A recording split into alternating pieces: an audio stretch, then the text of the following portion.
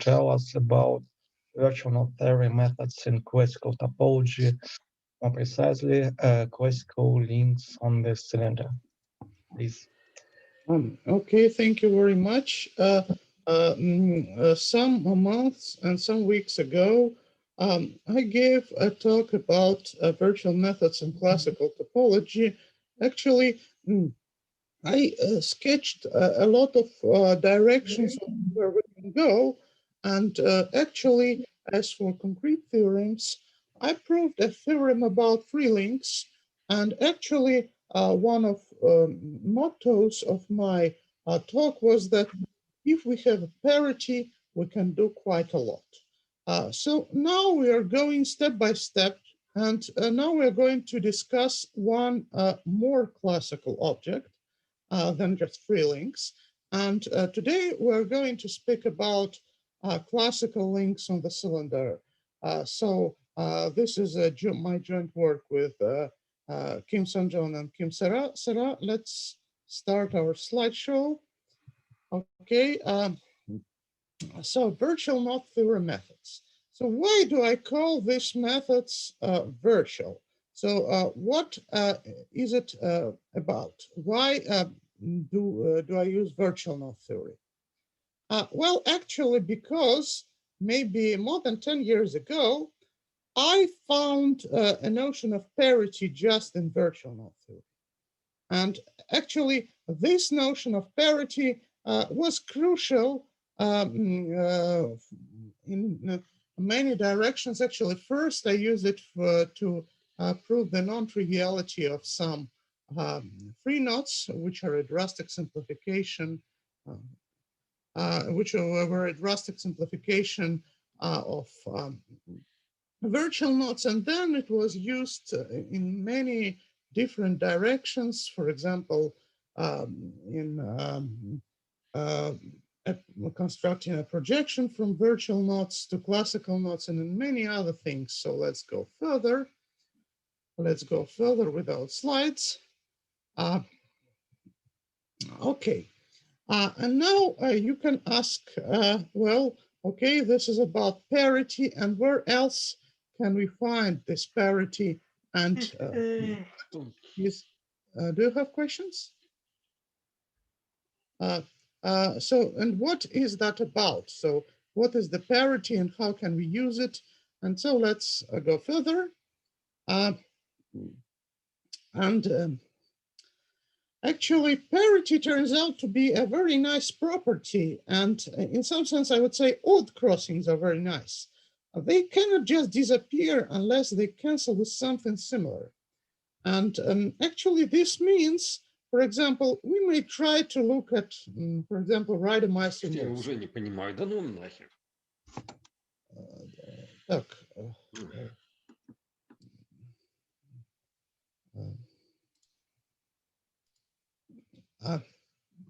Okay. We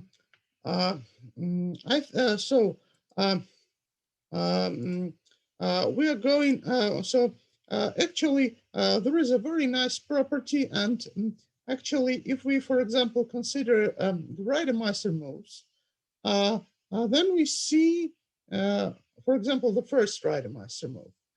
So in order to show the simplest example of parity, we can, for example, consider links.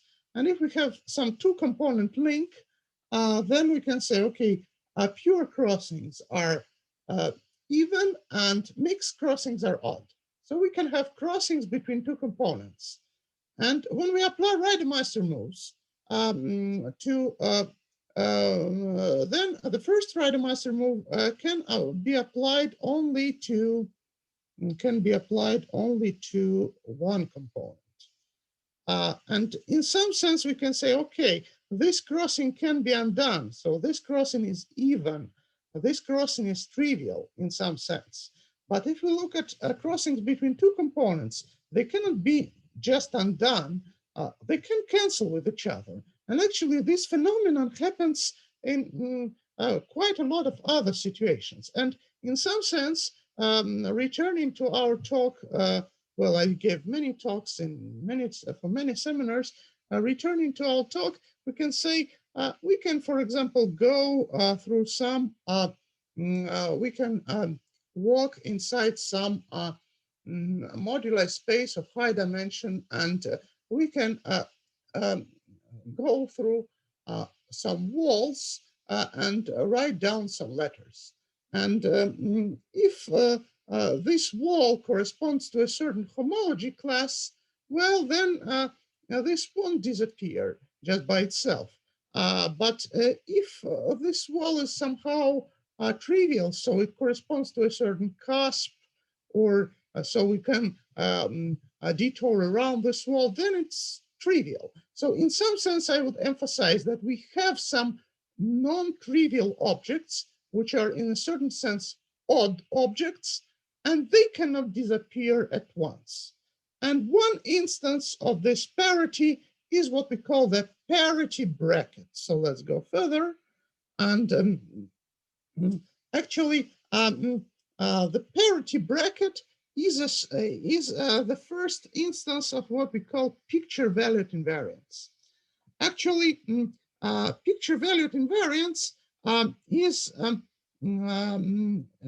instance of invariants which are valued in diagrams themselves. So, for example, we can do many sorts of categorifications. We can do other invariants, but whenever we consider a sort of node diagram, we can get an abelian group, or we can get a polynomial, or we can get something else. But if we consider just picture-valued invariants, then our invariants are valued in pictures. And actually, for parity bracket, there are some diagrams like K, where the value of the invariant is K itself.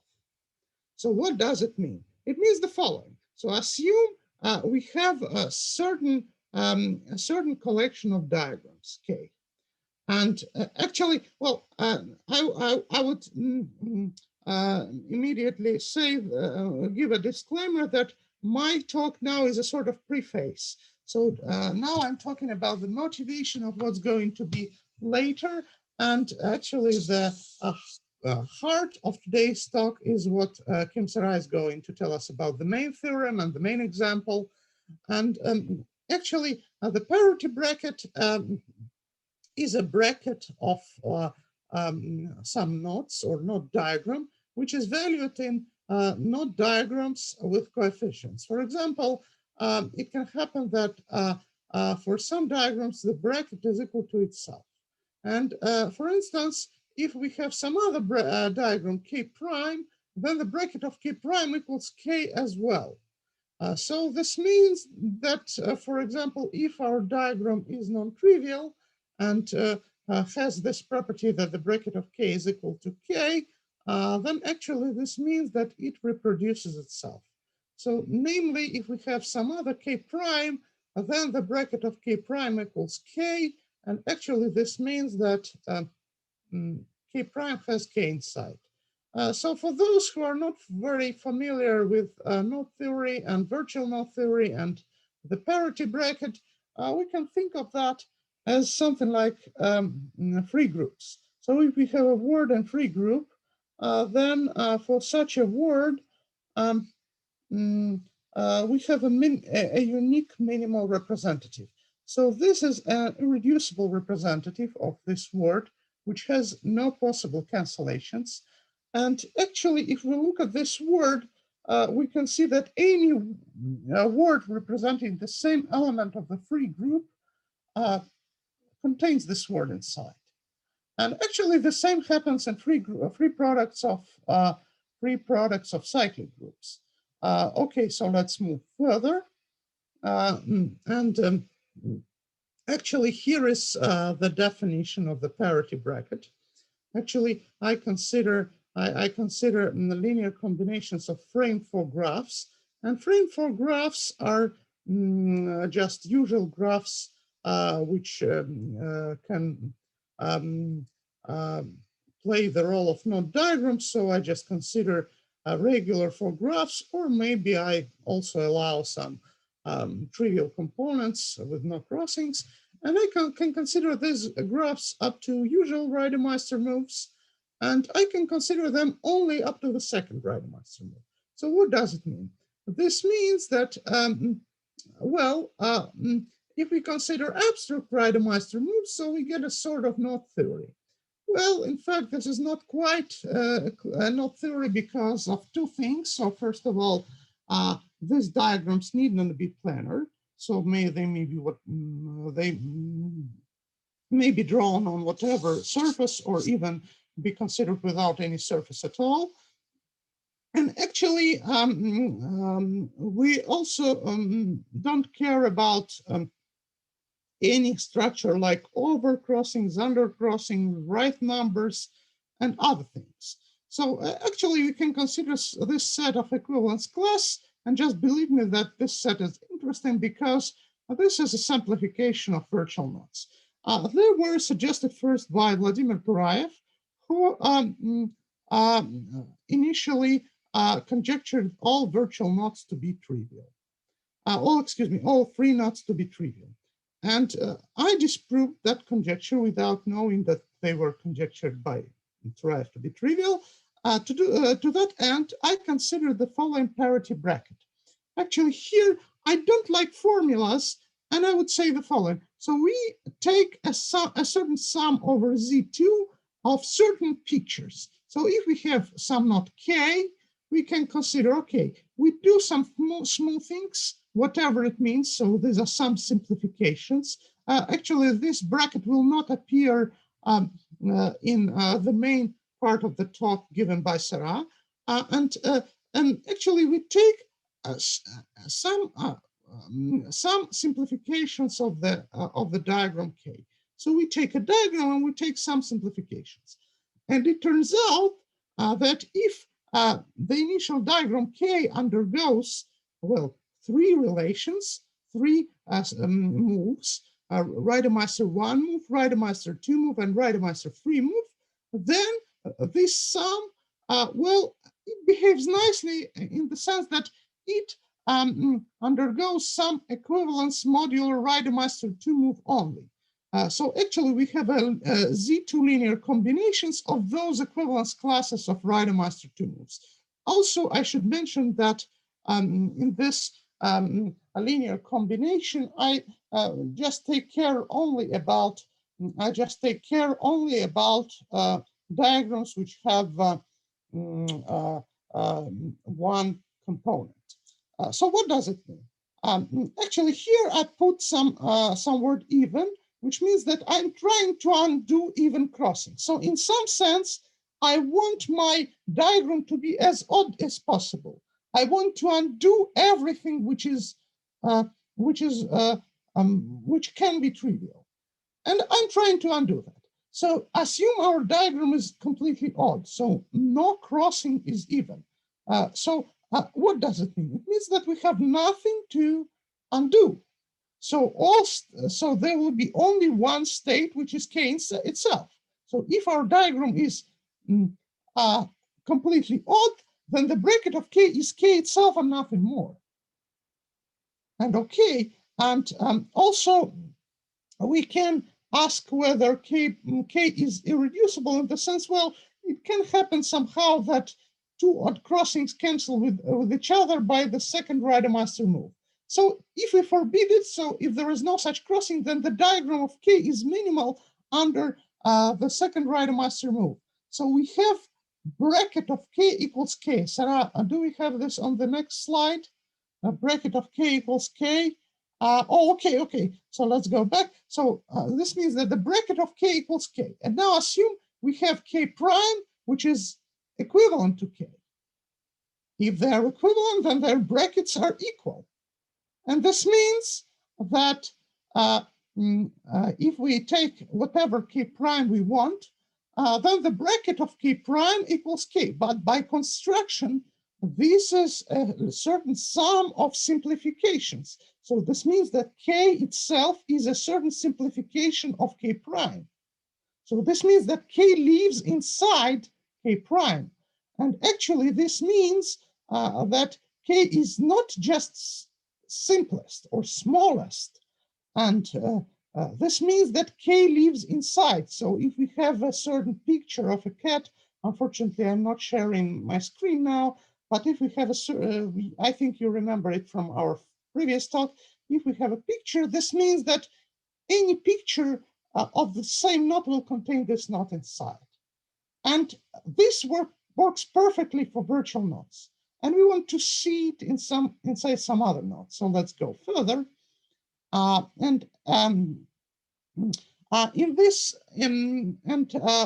not classical links? Actually, the parity theory is something like 12 years old.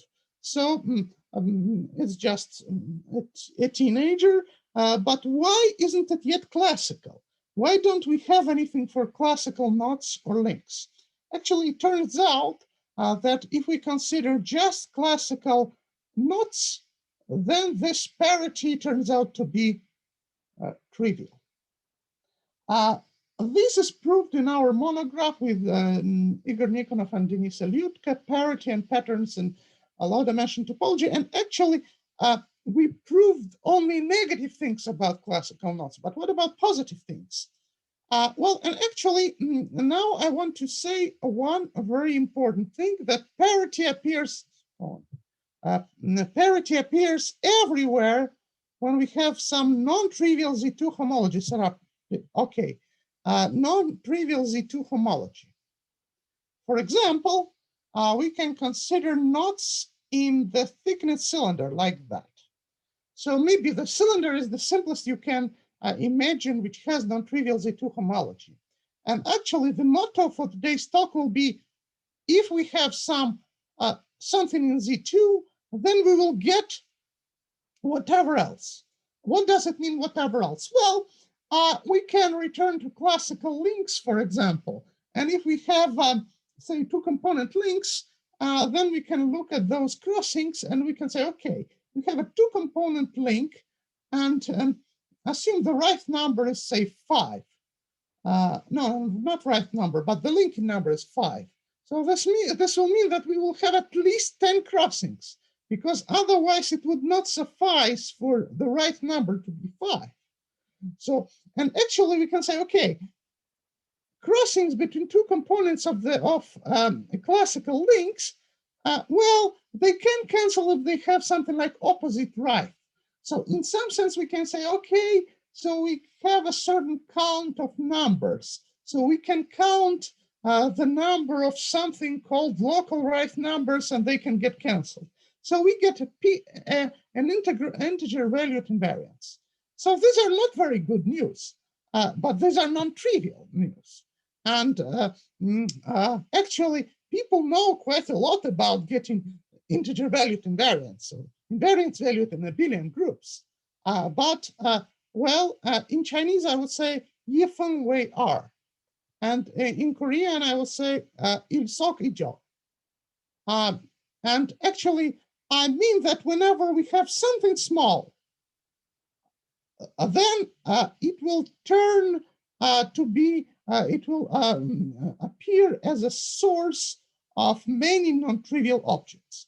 I hope you started believing me last time when I was talking about free knots, because for free knots, we don't have so much, but we do have a parity.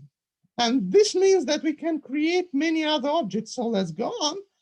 And actually, if I can, so you can ask me, well, did I know that parity 10 years ago? Yes, I did. But that time I had a bracket. And actually, well, there are some small details. Actually, Annulus is not very good for drawing very non-trivial pictures on that. So the bracket doesn't give us so much. The parity bracket in its initial form. Nevertheless, the last time we invented free groups corresponding to free knots. And free groups are things like pictures. We have a unique minimal representative, and this representative, well, is a word which cannot be canceled and so on. Well, let's go to the next slide. And actually, here is what we are going to have. So free knots will go to free groups. But free nodes may seem to you to be an abstract object, right? So you can say, okay, this is something coming from virtual nodes. No, today we are going to talk about very classical objects, namely nodes inside this cylinder. And I think it would be the right place for me to let Sera going on and given the exact definitions and the formulate our main theorem. This is a joint work with Kim Sera and Kim Seongjeong. So let's, Sera, let's go on.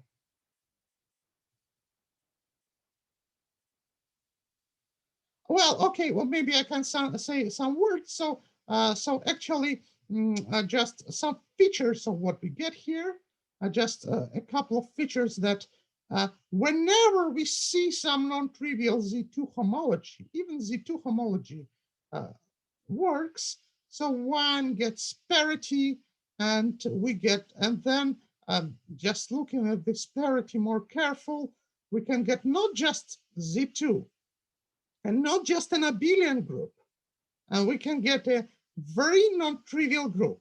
And this group can be of exponential growth. And it can be almost free. Well, free in quotes, I would say, maybe free products of cyclic groups. And this will give us very strong invariants, which are very easy to work with because, well, it has exponential growth and it has an obvious solution to the word problem. And actually, these invariants are very much related to cobordism because even its abelianized version is related to cobordism. And actually, so here is the slogan in the very end of this slide. So Sera, please scroll it a bit later to the end of the slide. Yes, so just find some Z2 homology somewhere, and we'll give you lots of powerful invariants. Actually, we know that we can do it for various moduli space and so on. So now let's go to the main part of our talk.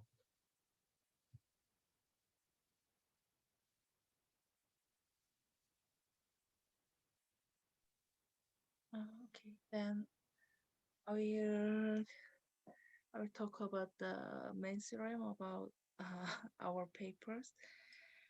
Actually, we just think about a kind of two-component ring, and from the two-component ring, actually, we just think about a kind of two-component ring with just trivial one component. Actually, from this one, we can think about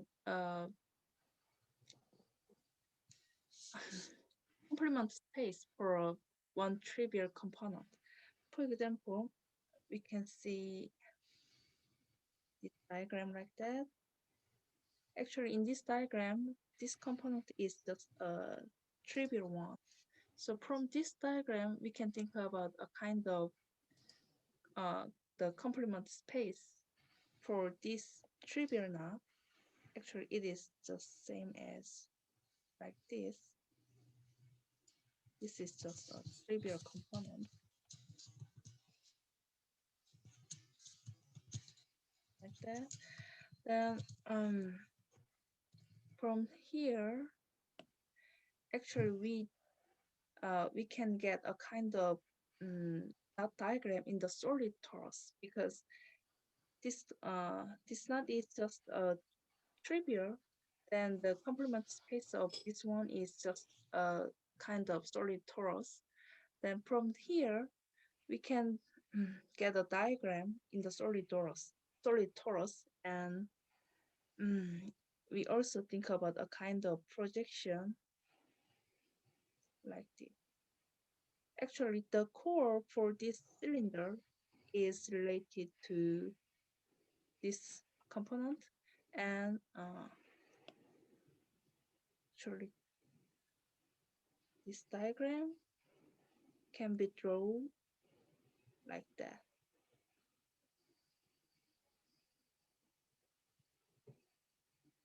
So actually Professor Manturov said same things. Actually, yes. So that means for each two component ring, we can think about a kind of long knot diagram on the cylinder like this. So I just want to start from the definition of long knot diagram and long knot diagram on the cylinder or double punctured sphere. In general, a long knot diagram is just an embedding from R to R sphere, and there is a special real number R. Actually, what is that? The distance for each point on the long knot diagram is bigger than this number R, then it's just a kind of trivial line to the infinite point. So we also think about a kind of extended definition for long knot diagram. Actually, long knot diagram on the double punctured sphere. Actually, in this situation, we also think of. Okay, so please go. So we also think about like the special number R for this knot. So actually, there is a sphere with R radius like that. Then almost information about this long knot diagram is in this sphere. And actually, the area part for this sphere, the long knot diagram has just like these two lines, like that. So actually, this is the extended definition for long knot diagram. And actually, this diagram is same as the long knot diagram on the cylinder. So we just focus on the diagram has like this form. So in this situation, this long knot diagram has the parity. And we also think about the Gauss diagram for these diagrams. Actually, in this figure, this is the linear Gauss diagram for this long knot diagram on the cylinder.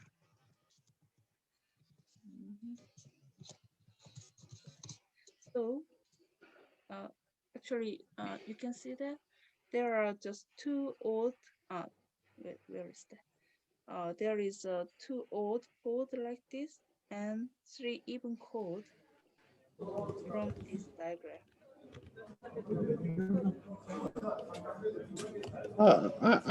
I'm asking all people.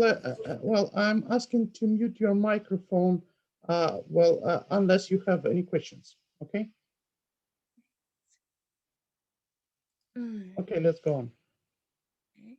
So for this diagram, we can think about two different subsets of chord from this linear Gauss diagram.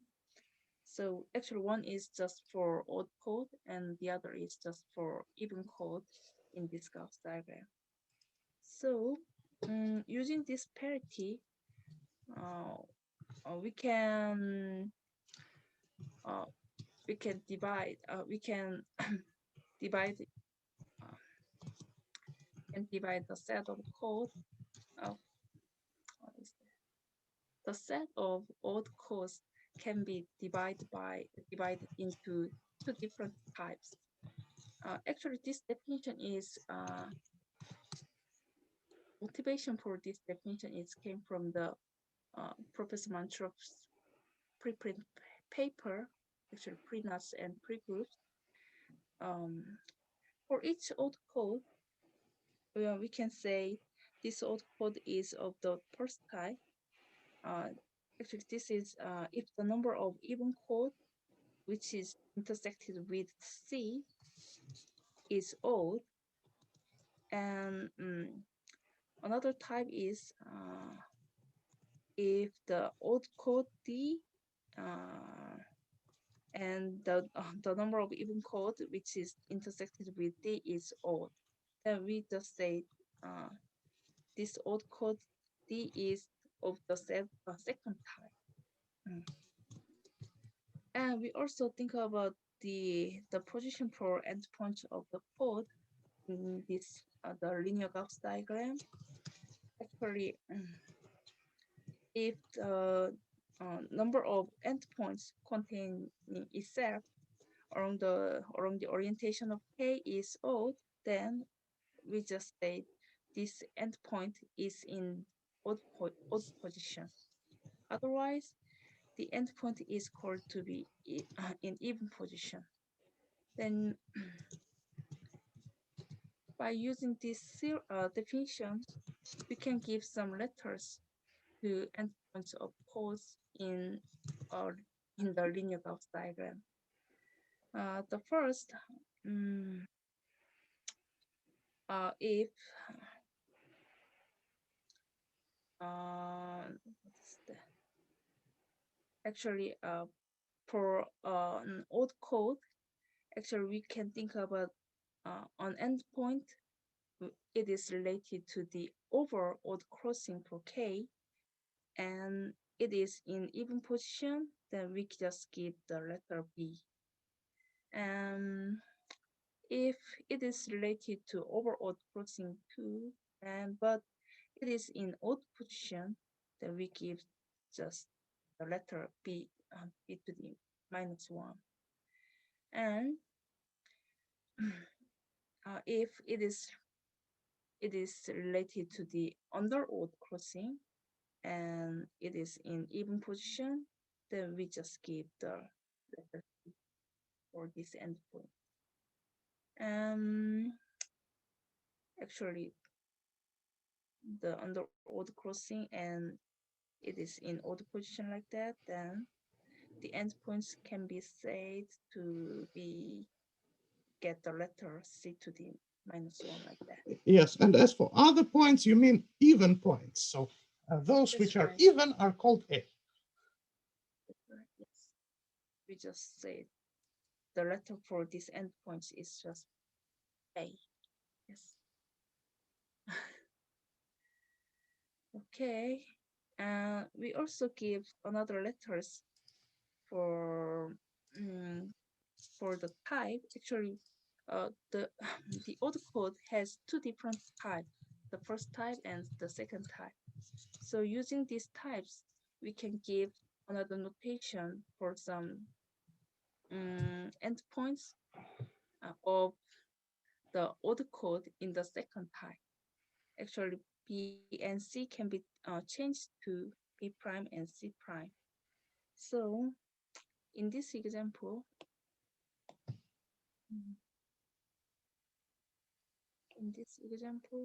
these three crossings are even.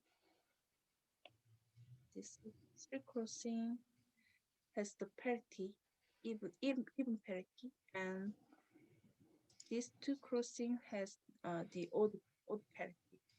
So because the linear Gauss diagram for this long knot diagram on the cylinder has like this Gauss, Gauss diagram, and its code drawn its codes are drawn like this. So in this case, this red code has the even parity, so we just give the A letters for each endpoints of this code. And this two code is odd code, so we have to check about the position and over and under information and types. So in this situation, these two code are second type, so we have to think about a kind of prime letters. Actually, this part is odd and even position, we can give the letter C prime. And for this endpoints, we can give the P prime to the -1. And other these 2 points has also like these letters. So actually using these letters, we can think about a special mapping. First of all, we can consider a group G double prime defined by like this: vector B, A, B prime, C, and C prime, and this group has like this uh, five relations. Mm, as you know, actually the first relation is related to the Leiden-Meister move 1, and other four relations are related to the Leiden-Meister move 3. So um, we can also think about a simplification for this group representation. Then we just get the three generator and these two relations like that. And we also think about this spatial mapping pi pi double prime. Actually, it just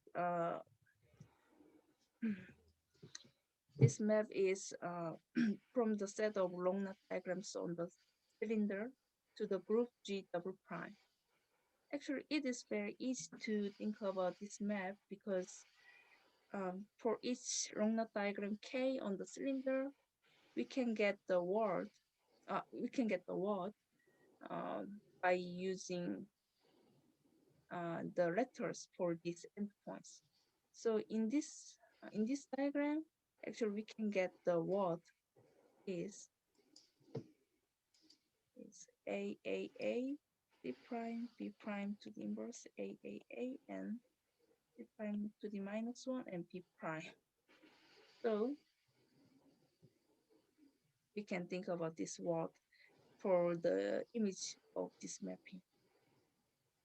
Actually, A square is one, so A square is A square is one, and we also use the relation for this group G double prime.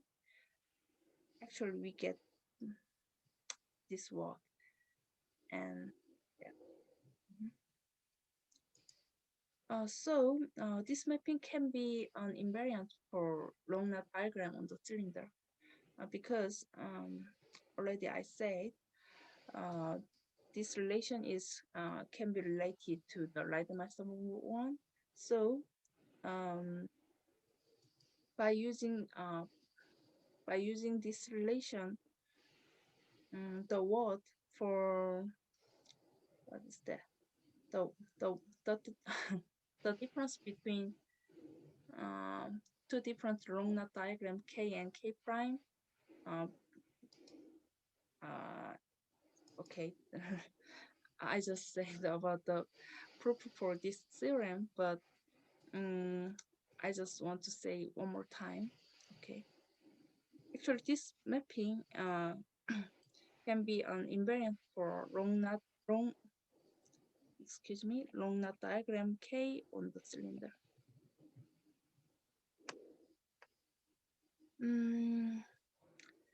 If K prime is a long knot diagram came from K by a single Leiden-Meister move, and the number of crossing of K prime is more than or equal to the number of crossing of K, then in this situation, if the single Leiden-Meister move is can be R1 move like that, then we can get new code from GK prime. Actually, this code is always even, so we just think about we just get a square, the difference between the word uh, this one and that one, but it's just trivial in this group representation, so it is fine. And for the R2 move, actually we get the new from this linear Gauss diagram, but actually for the Leiden-Meister move 2 case, the new word from GK prime make a kind of B and P prime, B to the inverse, or C and C to the inverse, like this one. Or A square and A square for the new code in new code in GK prime. So it is also fine. There is no problem for under the ladder must move 2. And for the ladder must move 3, in this situation, we have to think about 3 codes related to this ladder must move 3. Then in this situation, we can get like these 4 relations. So this relation can be changed to like this form. So that means this mapping can be an invariant for long knot diagram on the cylinder.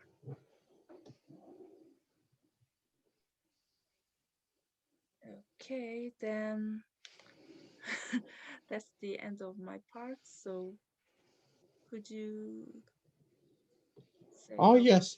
Yes, so before going to problems and work in progress, so first of all, I'm very grateful for Sera for her enthusiasm, because in Korea it's 1 a.m.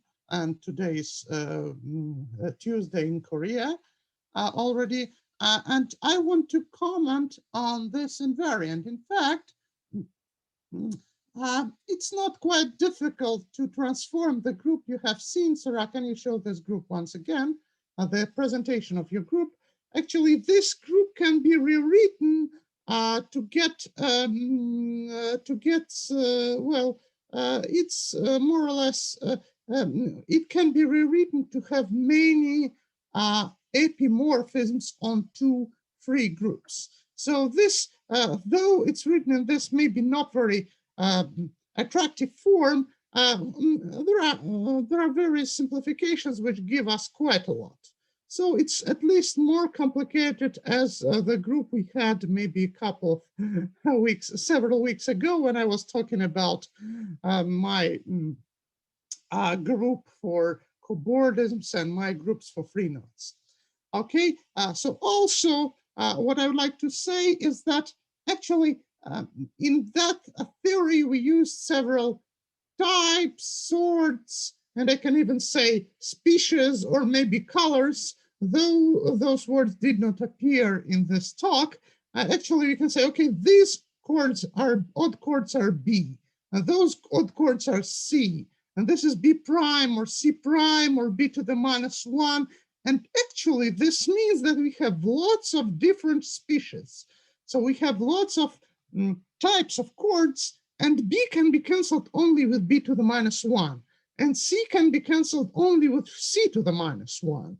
And actually, once we have something to start with, once we have a parity, we can produce lots of new species. And actually, this is just the tip of the iceberg. We actually, we can produce indices and other integer valued and not quite integer valued indices. So, and actually, if we see that we have, for example, several red chords, several blue chords, so red ones can cancel with red ones only, and blue ones can cancel with blue ones only.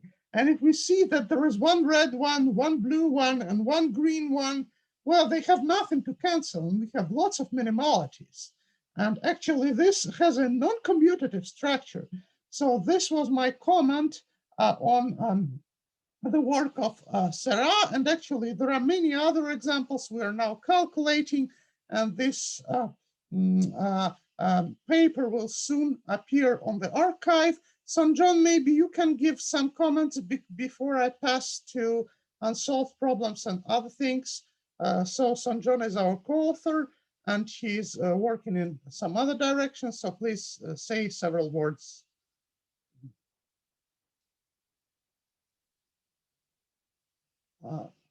Oh, Seongjeong may have some connection problems. Okay, so Seongjeong? Well, okay, let me say some words first, and then I will we will switch to Seongjeong. Well, first I will tell about some maybe easier problems that we are working on and our colleagues and students are working on. Actually, first, we had some joint work with our Chinese colleagues, Chen Jiyun, for example, and we were discussing indices. So, for example, if we have something like cylinder, we can take the winding number of the cylinder and we will get some something like parity. But we can also get indices. So we can look how many times we go around the cylinder, and well, both 1 and 3 are even, but they're not equal as integers.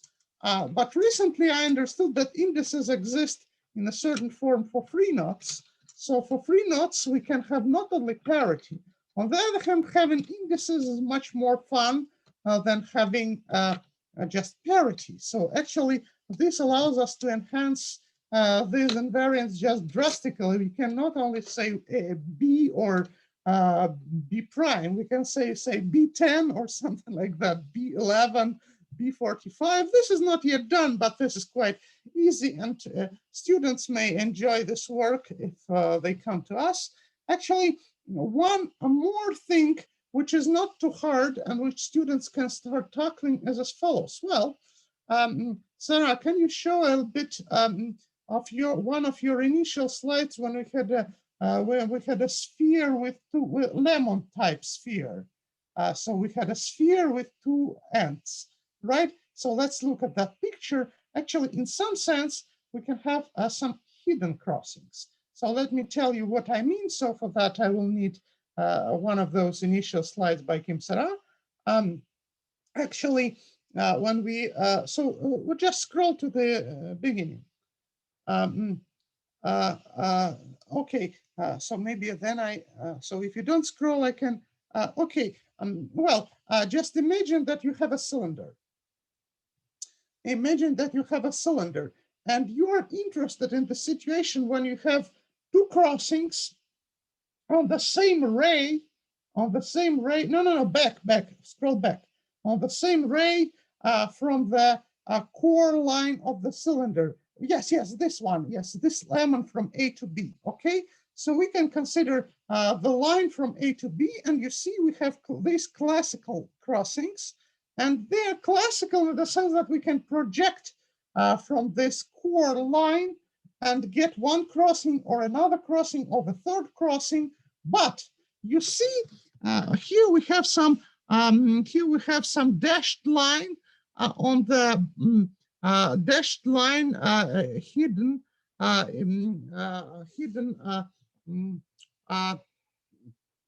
behind. And actually, if we look at this dashed line, it has some pseudo crossings. And how can we treat these pseudo crossings? Well, in some sort, we can say, okay, we consider not a ray from the core line, but a line.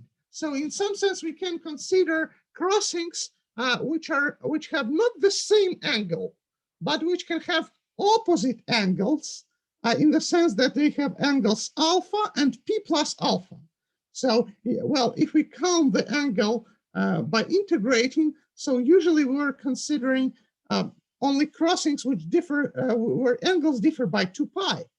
But now we can consider crossings which differ by pi, or so let's scroll back. I mean to the initial, to the position we were. Yeah. Okay. And this means actually that we can get many other diagrams. Yes, here. Yeah. So we can take angles which are divisible by pi, or even we can take something like 2 pi p over q. Why not? Well, and actually this will lead us to new crossings, new parities, and new indices, and whatever else. One more thing, this is actually now a diploma work of one of my students.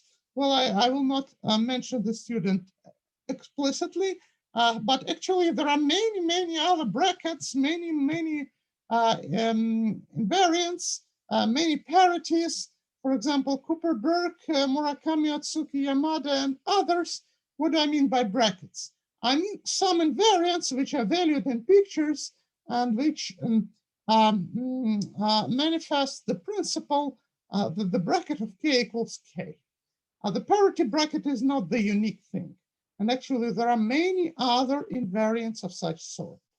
So these are more or less visible problems that we can just do on the cylinder once we are here. But what else? So let's go further. And actually here I can mention some work in progress with Sera and Seongjeong first. Well, of course, when we have at least one trivial component, we already have something on the cylinder. So if we have Brownian braids where we have lots of trivial components, they can be much more fun. So of course we have everything we have here. And actually, once we have S1, we can enjoy whatever parities. So once we have something in a free manifold, which is something over S1, well, we have lots of cobordisms, and we can apply this invariance to such things. Well, classical links and classical knots, well, they're already manageable, but we have to overcome some technicalities to tackle all classical knots. Seongjeong will say some words about them.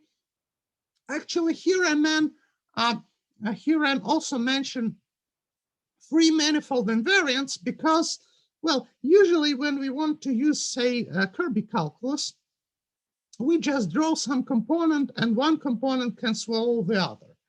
We can, for example, write down a presentation of the fundamental group. So this will be a quite complicated group. And we don't know how one thing can swallow the other. But in our case, we have not one group to each knot. So each knot has its specific group. But we specify the group in the very beginning. And so knots will have just elements of those groups and not different groups. So we can try to do something like factorization or something else, well, in a specific group. So we can take quotient groups or other things. Well, I expect that we will be doing free manifold invariant also. And also here I meant a categorification. Again, this is the famous joke due to Lou Kaufman. The categorification means a way of drawing cats. So, well, actually, there was a breakthrough by Mikhail Khovanov when he suggested to look at linear spaces instead of just polynomials. But you see, now we have groups. And more or less, whenever we have just Z2 homology, this can give rise to some very non-trivial and very non-abelian groups. And this is a way we can do a more categorification of whatever we're doing here. So if you want to join, you're welcome. Well, and actually one more problem which bothers me a bit. So let's switch to the next slide. Is the number of colorings. Well, you see, there was a brilliant talk by Lou Kaufman about the four-color problem and about four-coloring of planar maps. And actually, this was related to some free coloring of the borders of those maps. So we have some trivalent graphs, and we want each vertex to be three-colored. It's very much related to some SL3 SL3 representations, Vassily invariants, Barnatan's things, and actually we can somehow count something coming from tensors, and we can contract tensors and get some numbers. And under some circumstances, this number gives us a correct number of colorings. But sometimes, so let's pause here. But sometimes it gives us a positive integer number, and then it can be the number of correct colorings. But sometimes it can give some negative integer number, and it appeared in some work of Penrose. So the number can be negative. Well, combinatorials sometimes know how to do that. But according to our principle, invariants should not be numbers, but invariants should be graphs with coefficients. So possibly we can have that many colorings. We have cat colorings, not 3 and not -3 and not -5, but cat colorings. And what is the main meaning of that? So in many combinatorial objects, well, we had work with Nikonov, with Igor Nikonov, when we were doing some, say, gradings coming from pictures. So we can do lots of things with pictures. And can we make any meaning for those pictures in some enumerative combinatorics problems? Well, and now I want Seongjeong to make some comments, and we switch to the list of references. Seongjeong, please. Excuse me, you mean I see. I'll share my screen. Great.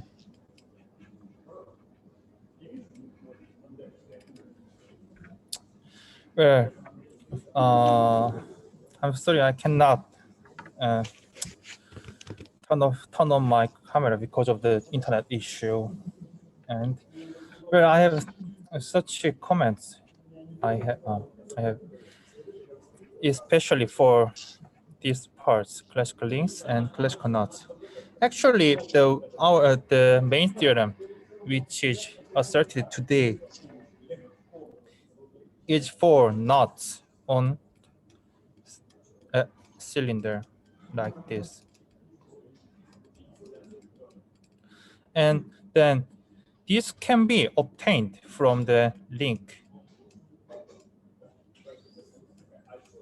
such that one of them is trivial because if we consider the complement of these components, then the remaining one is already on the inside in the torus. And if we cut out here, then we obtain the knots on cylinder.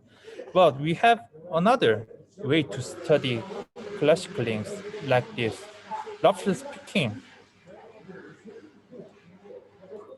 we connect them to components like this.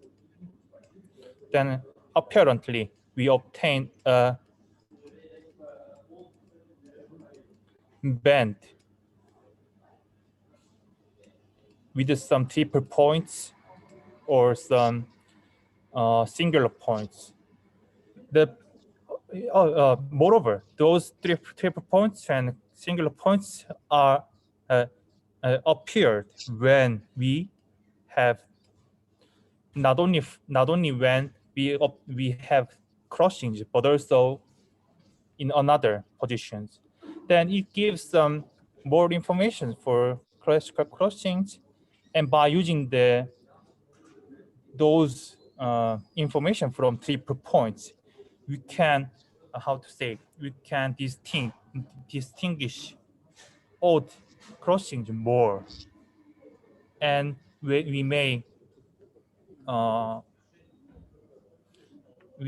might make stronger our main invariants. But this idea can be used for classical knots. I mean, if we have a classical knot, then let's think it is parameterized. Then we connect the points with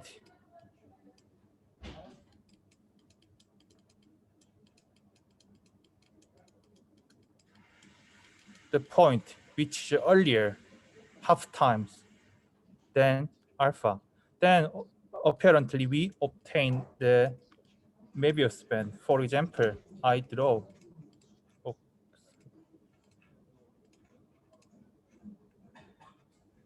such figures. It means if we have classical knot like this, then by connecting points with half times earlier, we obtain such a Möbius band. And here you can see we can obtain such triple points. And these triple points appear when we have crossings. And it also gives some more indices or paritages for crossings. Apparently, it gives some information, and we can modify our invariance a little bit more. But why this is good for us? Because those informations came from in some sense from two knots in for manifolds. It means we can use some techniques in the theory of surface knots in for manifolds to study classical knots. Yeah, this is some ways to research for us, and well, yes, I think that's all for my comments. So thank you, Sanjan. I think we will give a more detailed talk somewhat later with Seongjeong and with the Möbius band. And actually, well, I think that we can go much further. For example, well, in higher dimensional algebraic topology, we can count some, say, intersection numbers. So in homology, we usually have some inner product between in the homology of half dimension, or for example. But this is valued in some underlying field or under ring. But I think, well, some more careful way of looking can give us, I would say, picture-like structure or free group-like structure for multiplication in homology. And I hope that, say, intersections of Möbius bands or, well, just immersed surfaces will give rise to many non-commutative aspects in higher dimensional algebraic topology. So this is our hope for further steps. Okay, so this was my comment. Maybe we can share our yeah. So yeah. So first, I have to give credit to Lou Kaufman, who first mentioned that counting odd things with signs is good. And after that, we considered parity and for free notes and other objects. Okay, thank you. Thank you. Are there any questions or comments to this talk?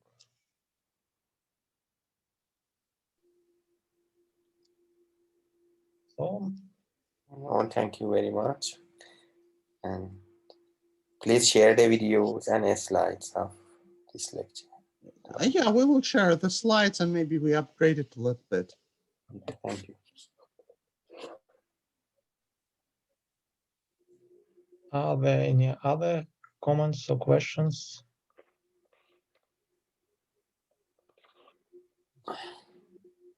So if not, let us thank the speakers again for an interesting talk, and thank you. So that's all. Thank you. See you next time. Good night.